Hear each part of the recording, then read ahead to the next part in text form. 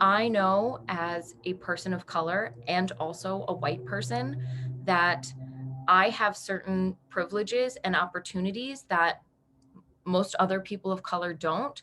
But I'm also able to tap in and see where some of these really important questions lie in.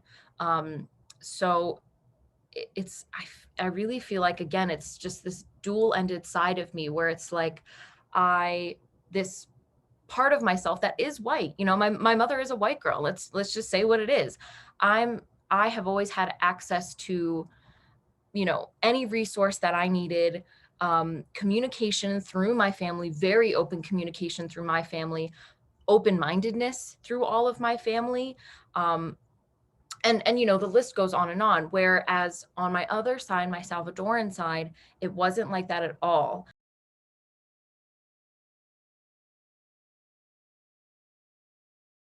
From a very young age, I remember having to navigate, well, why is one part of my life like this and the other one isn't? Why am I allowed to say or feel certain things around these people, but I can't around this other group of people that I equally love?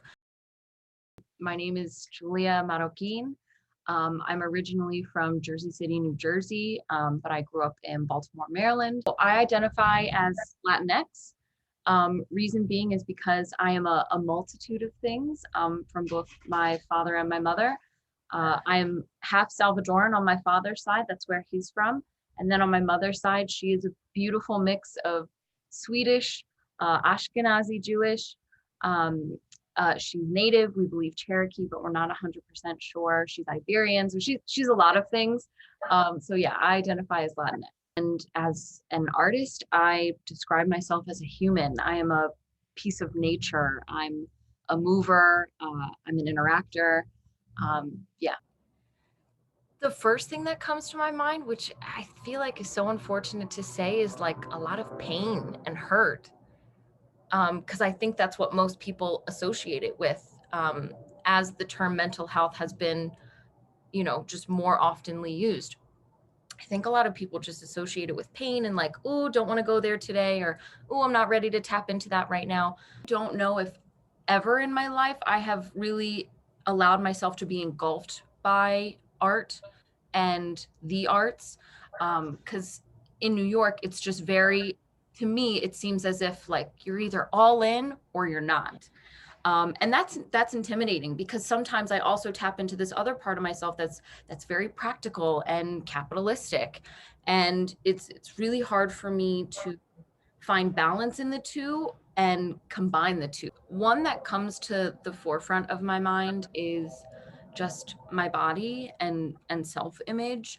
Um, I have always been a very petite person, but I have never really known that in the moment.